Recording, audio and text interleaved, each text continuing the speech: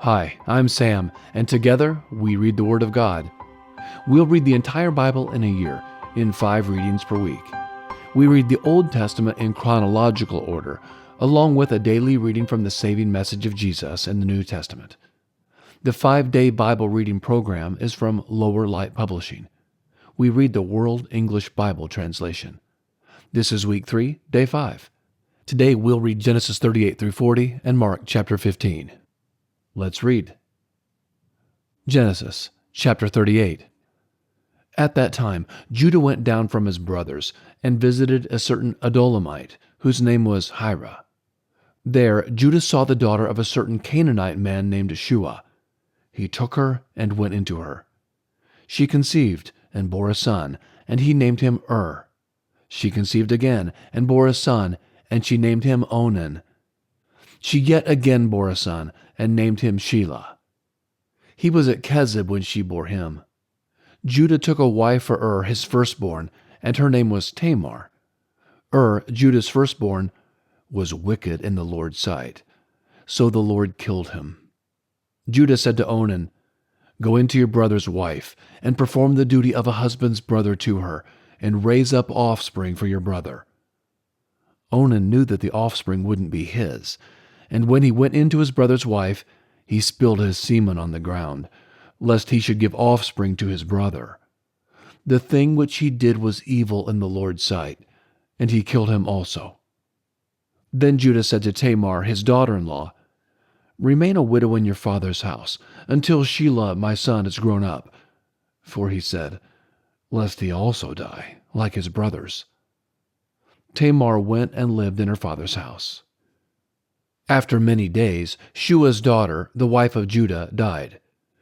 Judah was comforted, and went up to his sheep shearers to Timnah, he and his friend Hira, the Adulamite. Tamar was told, "Behold, your father-in-law is going up to Timnah to shear his sheep." She took off the garments of her widowhood, and covered herself with her veil, and wrapped herself, and sat in the gate of Enaim, which is on the way to Timnah, for she saw that Shelah was grown up, and she wasn't given to him as a wife. When Judah saw her, he thought that she was a prostitute, for she had covered her face. He turned to her by the way and said, "Please come, let me come in to you," for he didn't know that she was his daughter-in-law. She said, "What will you give me, that you may come into me?" He said, "I will send you a young goat from the flock." She said, "Will you give me a pledge until you send it?" He said, "What pledge will I give you?" She said, "Your signet and your cord, and your staff that is in your hand." He gave them to her, and came into her, and she conceived by him. She arose and went away, and put off her veil from her, and put on the garments of her widowhood. Judah sent the young goat by the hand of his friend, the Adulamite, to receive the pledge from the woman's hand, but he didn't find her. Then he asked the men of her place, saying, "Where is the prostitute that was at Enaim by the road?" They said, "There has been no prostitute here." He returned to Judah and said, "I haven't found her." And also the men of the place said, "There has been no prostitute here." Judah said, "Let her keep it, lest we be shamed. Behold, I sent this young goat, and you haven't found her." About 3 months later, Judah was told, "Tamar, your daughter-in-law, has played the prostitute. Moreover, behold, she is with child by prostitution." Judah said, "Bring her out, and let her be burned." When she was brought out, she sent to her father-in-law, saying, "I am with child by the man who owns these." She also said, "Please discern whose these are, the signet and the cords and the staff." Judah acknowledged them and said, "She is more righteous than I, because I didn't give her to Shelah, my son." He knew her again no more. In the time of her travail, behold, twins were in her womb. When she travailed, one put out a hand, and the midwife took and tied a scarlet thread on his hand, saying, "This came out first." As he drew back his hand, behold, his brother came out, and she said, "Why have you made a breach for yourself?" Therefore his name was called Perez. Afterward his brother came out, who had the scarlet thread on his hand, and his name was called Zerah. Chapter 39. Joseph was brought down to Egypt. Potiphar, an officer of Pharaoh's, the captain of the guard, an Egyptian, bought him from the hand of the Ishmaelites that had brought him down there. The Lord was with Joseph, and he was a prosperous man. He was in the house of his master, the Egyptian. His master saw that the Lord was with him, and that the Lord made all that he did prosper in his hand. Joseph found favor in his sight. He ministered to him, and Potiphar made him overseer over his house, and all that he had he put into his hand. From the time that he made him overseer in his house, and over all that he had, the Lord blessed the Egyptian's house for Joseph's sake. The Lord's blessing was on all that he had, in the house and in the field. He left all that he had in Joseph's hand. He didn't concern himself with anything, except for the food which he ate. Joseph was well built and handsome. After these things, his master's wife set her eyes on Joseph, and she said, "Lie with me." But he refused, and said to his master's wife, "Behold, my master doesn't know what is with me in the house, and he has put all that he has into my hand. No one is greater in this house than I am, and he has not kept back anything from me but you, because you are his wife. How then can I do this great wickedness and sin against God?" As she spoke to Joseph day by day, he didn't listen to her, to lie by her, or to be with her. About this time he went into the house to do his work, and there were none of the men of the house inside. She caught him by his garment, saying, "Lie with me." He left his garment in her hand and ran outside. When she saw that he had left his garment in her hand and had run outside, she called to the men of her house and spoke to them, saying, "Behold, he has brought a Hebrew in to us to mock us. He came in to me to lie with me, and I cried with a loud voice. When he heard that I lifted up my voice and cried, he left his garment by me and ran outside." She laid up his garment by her until his master came home. She spoke to him according to these words, saying, "The Hebrew servant, whom you have brought to us, came in to me to mock me. And as I lifted up my voice and cried, he left his garment by me and ran outside." When his master heard the words of his wife, which she spoke to him, saying, "This is what your servant did to me," his wrath was kindled.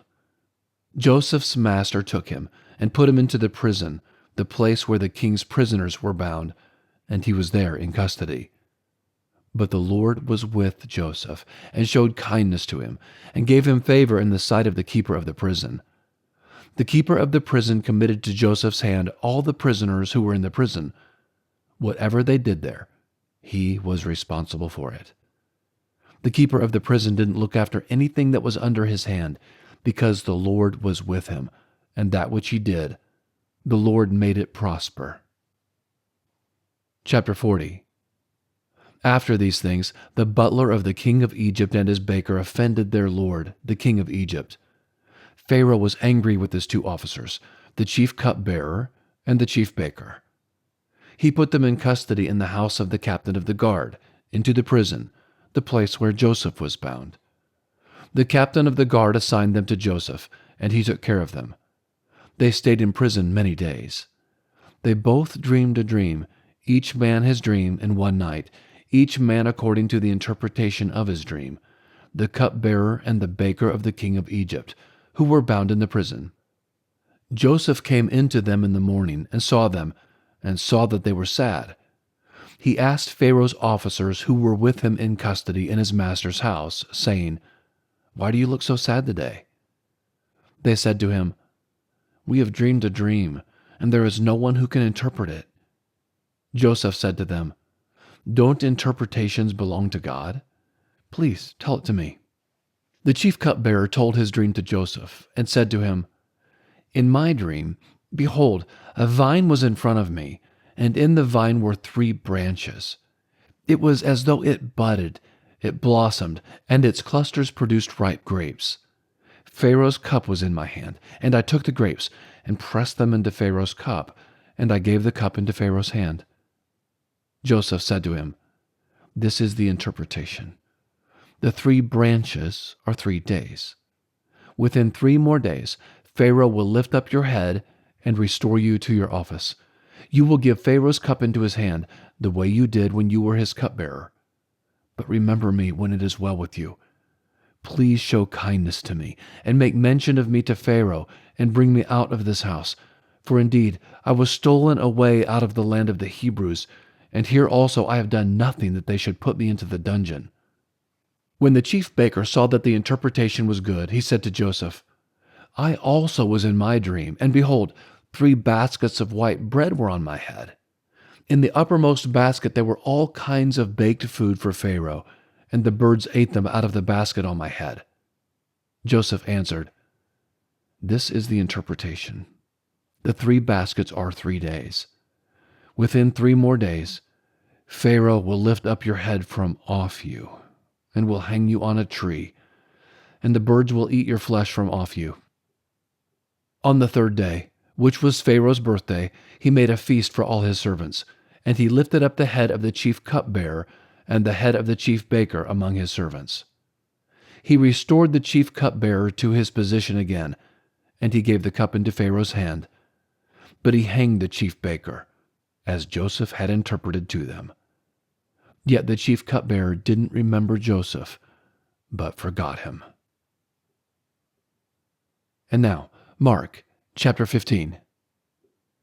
Immediately in the morning the chief priests, with the elders, scribes, and the whole council, held a consultation, bound Jesus, carried him away, and delivered him up to Pilate. Pilate asked him, "Are you the king of the Jews?" He answered, "So you say." The chief priests accused him of many things. Pilate again asked him, "Have you no answer? See how many things they testify against you." But Jesus made no further answer, so that Pilate marveled. Now at the feast he used to release to them one prisoner, whomever they asked of him. There was one called Barabbas, bound with his fellow insurgents, men who in the insurrection had committed murder. The multitude, crying aloud, began to ask him to do as he always did for them. Pilate answered them, saying, "Do you want me to release to you the king of the Jews?" For he perceived that for envy the chief priests had delivered him up. But the chief priests stirred up the multitude, that he should release Barabbas to them instead. Pilate again asked them, "What then should I do to him whom you call the king of the Jews?" They cried out again, "Crucify him!" Pilate said to them, "Why? What evil has he done?" But they cried out exceedingly, "Crucify him!" Pilate, wishing to please the multitude, released Barabbas to them and handed over Jesus, when he had flogged him, to be crucified. The soldiers led him away within the court, which is the praetorium, and they called together the whole cohort. They clothed him with purple, and weaving a crown of thorns, they put it on him. They began to salute him, "Hail, King of the Jews!" They struck his head with a reed and spat on him, and bowing their knees, did homage to him. When they had mocked him, they took the purple cloak off him and put his own garments on him. They led him out to crucify him. They compelled one passing by, coming from the country, Simon of Cyrene, the father of Alexander and Rufus, to go with them that he might bear his cross. They brought him to the place called Golgotha, which is, being interpreted, the place of a skull. They offered him wine mixed with myrrh to drink, but he didn't take it. Crucifying him, they parted his garments among them, casting lots on them, what each should take. It was the 3rd hour when they crucified him. The superscription of his accusation was written over him, "The King of the Jews." With him they crucified 2 robbers, one on his right hand and one on his left. The scripture was fulfilled, which says, "He was counted with transgressors." Those who passed by blasphemed him, wagging their heads and saying, "Ha! You who destroy the temple and build it in 3 days, save yourself and come down from the cross." Likewise also the chief priests, mocking among themselves with the scribes, said, "He saved others. He can't save himself. Let the Christ, the King of Israel, now come down from the cross, that we may see and believe him." Those who were crucified with him also insulted him. When the 6th hour had come, there was darkness over the whole land until the 9th hour. At the 9th hour, Jesus cried with a loud voice, saying, Eloi, Eloi, lama sabachthani, which is, being interpreted, my God, why have you forsaken me? Some of those who stood by, when they heard it, said, Behold, he is calling Elijah. One ran, and filling a sponge full of vinegar, put it on a reed and gave it to him to drink, saying, Let him be. Let's see whether Elijah comes to take him down. Jesus cried out with a loud voice and gave up the spirit. The veil of the temple was torn in two from the top to the bottom. When the centurion who stood by opposite him saw that he cried out like this and breathed his last, he said, Truly this man was the Son of God. There were also women watching from afar, among whom were both Mary Magdalene and Mary the mother of James the Less and of Joses and Salome, who, when he was in Galilee, followed him and served him, and many other women who came up with him to Jerusalem.